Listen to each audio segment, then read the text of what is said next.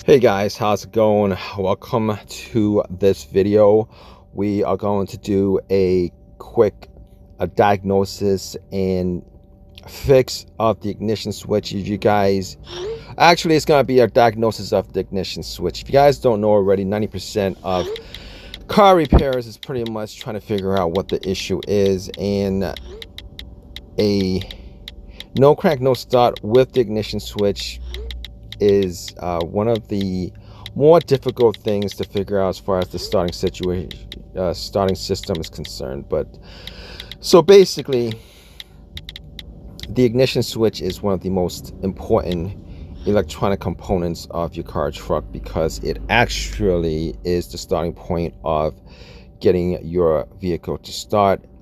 Normally it's located in the steering column just behind the ignition lock cylinder, which is where you put your key to crank the vehicle. So both these modules, both these things, the cylinder and the switch, work together to start the car.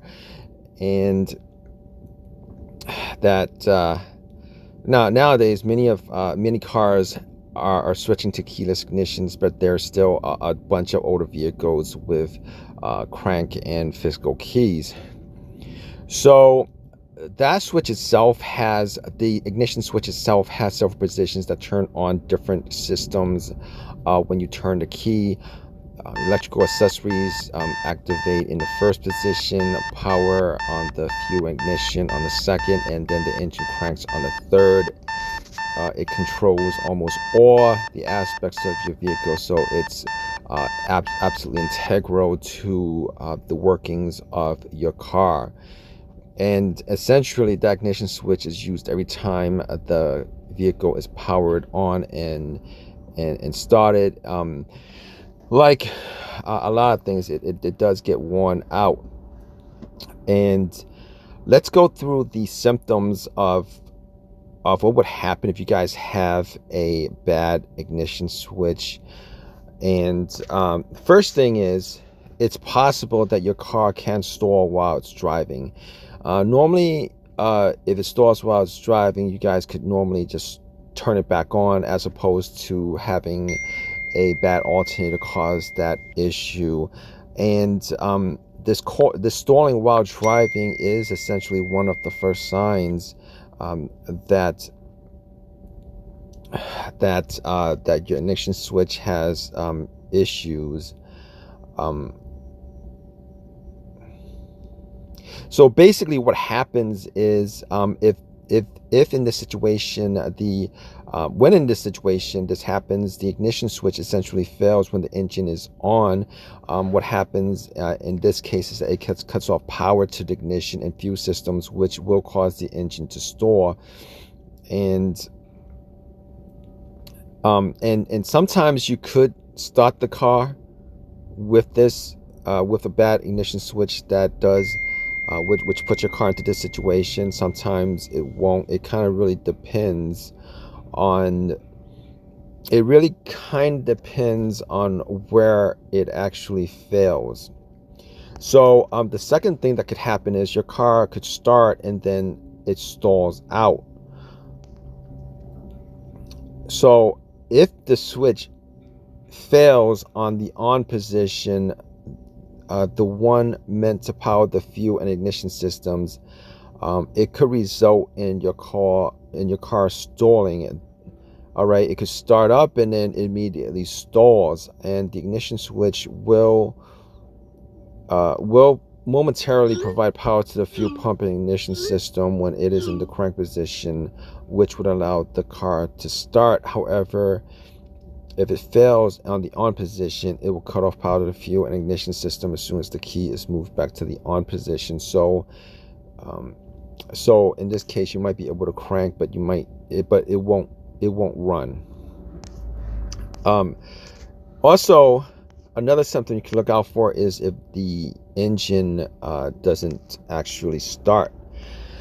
If the engine doesn't start, essentially what happens is, if it's the cause of ignition switch, what happens is the ignition switch sends power to the starter motor, engine controls, and ignition systems. These systems may receive the power that could get it to start, but Um,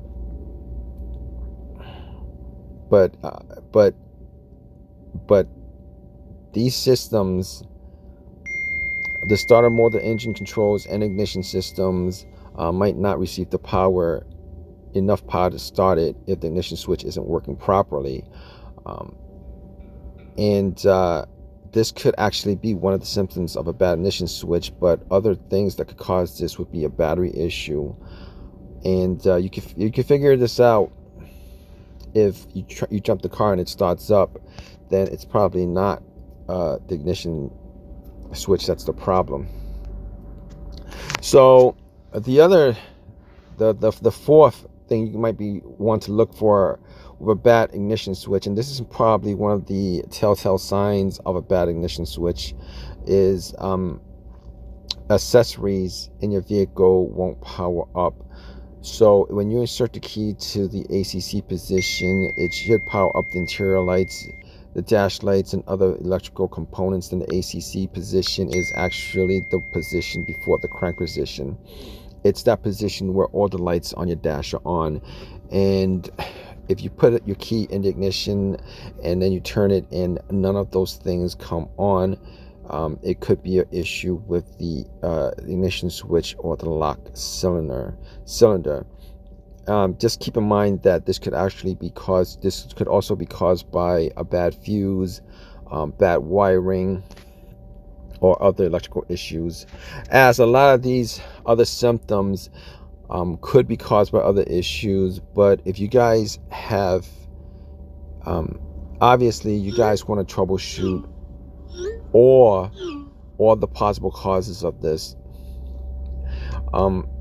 If you guys also have issues with removing the key, that could also be caused by the ignition switch.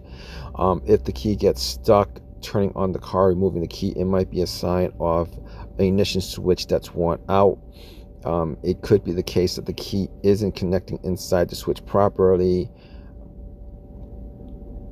And in this case, not strangely, but in this case, it actually could cause the engine to keep on running even though you've removed the key.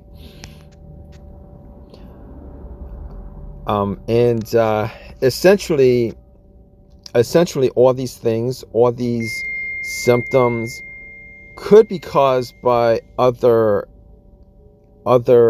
issues, but you guys would have to troubleshoot it with whether you guys have a check engine light, whether the battery is good, whether the alternator is good. Obviously, it's pretty much deductive as far as just trying to single out the main cause of your issues.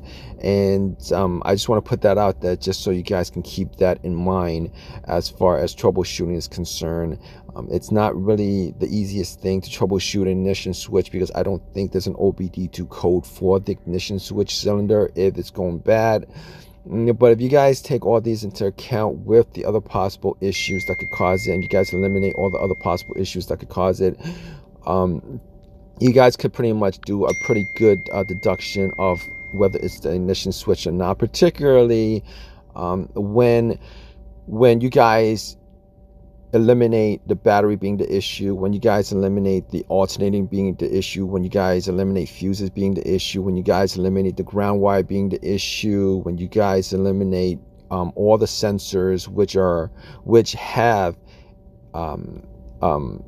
a connection to the OBD2 and the check engine light. You guys could eliminate all these things, and if you guys eliminate all these things, and in one of these cases or multiple of these symptoms keep occurring, then there's a good chance that your ignition switch is the issue. But in any case, hope that this has helped you guys out with your with trying to figure out what your car issues are.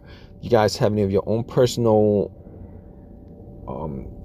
experiences with this, definitely leave a comment in the comment section. Please subscribe, please give me a thumbs up, all that good stuff. Appreciate your time, guys. Take care.